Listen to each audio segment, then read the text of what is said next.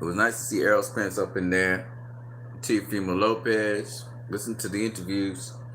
Teofimo Lopez trying. They still saying he's undisputed. I listened to what's his name, Sean Mannix or Chris Mannix saying he's undisputed. And I'm like, that's bullshit. And I saw the discussion with Eddie Hearn and Teofimo Lopez, and he said you're supposed to be undisputed because you faced the man of the division, but you're not undisputed, which is true. Teofimo Lopez, you go anywhere and you will see that Teofimo Lopez is not undisputed. He is unified. He is the man of the division. He's unified, but he's not undisputed. Now, Teofimo Lopez, when he was talking to Chris Mannix, he was like, Devin Haney need to prove himself to me before I face him and blah, blah. Don't bullshit us. It's the lightweight division. Ain't nobody else. And there's a bunch of young guys. Ain't nobody in the lightweight division right now who got a big resume. Okay? So Teofimo Lopez is just bullshitting us. Yeah, you got Lomachenko under your hands. Now you say you want to clean out the division, face Devin Haney. Okay, he's the next champion in the division. That's the belt you don't have. You are not undisputed. You are unified. Okay? That's according to the Ring Magazine. That's according to BoxRec. That's according to excuse me. That's also according to the IBF and the WBO. They do not recognize you as undisputed. So Devin Haney has the WBC title, and Teofimo Lopez knows, and his father even acknowledged to Eddie Hearn, yeah, I see what you're saying, which he knows is the truth.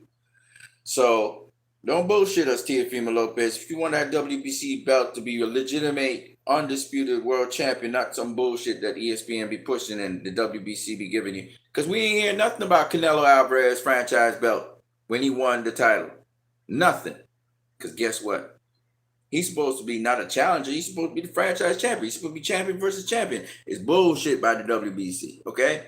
So let's stop the bullshit. Teofimo Lopez, get in the ring with Devin Haney. Make it happen. Fuck Bob Arum. Make sure he follows you. He's working for you. You're not working for Bob Arum. He's working for you.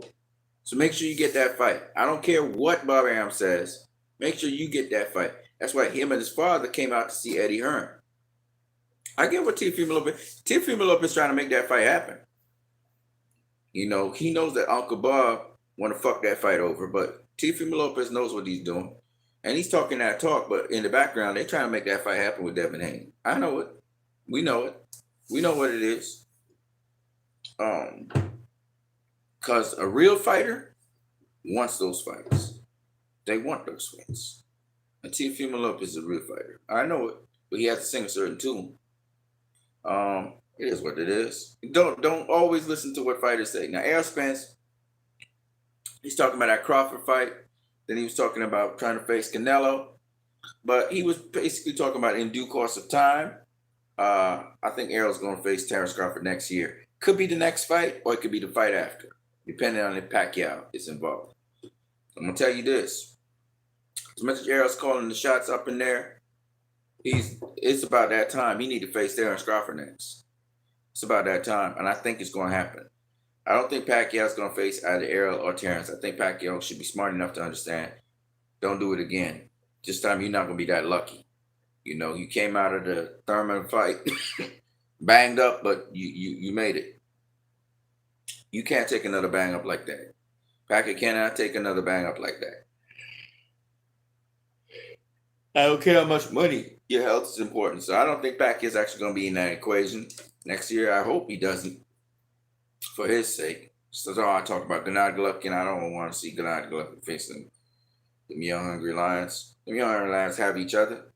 So, you know, these are the fights I would like to see, you know. I would like to see Demetrius Andrade versus Billy Joe Saunders. Winner gets Canelo. I would like to see Errol Spence versus Terrence Crawford next year. I would like to see Teofimo Lopez versus Devin Haney next year. Even though we know that Ryan Garcia, you know, they're saying Luke Campbell will beat Ryan. I don't see that at all. I think Ryan Garcia is going to beat Luke Campbell. And I think Ryan Garcia versus Devin Haney is going to actually happen. Or Ryan Garcia versus Gervonta Davis is going to happen next. Whatever happens, Teofimo Lopez, this is what I think. I think Teofimo Lopez should face Devin Haney. That's the guy he should face. That's the real test. He passed that test. He beats Devin Haney. You know he's going to get a lot of credit. And I really think that's the fight that Teofimo Lopez should pursue next. That's a big ass fight. That's a huge fight. Because Devin Haney, you know, he's got a following.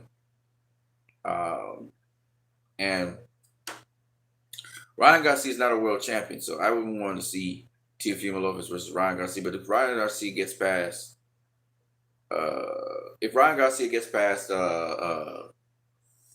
which right? If Ryan Garcia gets past Luke Campbell, I actually prefer to see Ryan Garcia versus Devin Haney is a good fight. Ryan Garcia versus Gervonta Tank Davis is a good fight too. And Ryan said he could beat Tank. So that would be a very interesting fight, a very good fight. Tank, because he campaigns at 130, I don't know if he'll go up to 135 to face Ryan. Ryan's not going to come down because Ryan's a big lightweight. So if Tank would move up to lightweight, because that's a huge fight, and face Ryan, but I don't know if Golden Boy will allow it, but Ryan has the tools. He has the length, the height, the reach, everything to make that fight very difficult for Tank. And he has the defense, everything. He got everything. Got the full package. So Ryan Garcia versus Tank would be a good fight if he blows Luke Campbell out the water. It's showing that he's way above, he's levels above what his competition is. And I think he'd be ready to face Tank. So that would be something that's a little bit premature. I would prefer Golden Boy move him along with somebody else and then they have the Tank fight. But I know that Tank and it looks like Tank and Ryan might end up pairing up, which means Teo and Devin should pair up. And if Devin beats Teo's ass, so be it. But if Teo beats Devin's ass, great, more power to Teo. You know what I mean? That's the matchups I would love to see. Anyways, man, this is what you need in the building. That was really cool. Errol Spence versus Terrence Crawford is coming next year for sure. 2021 is going to be a great year.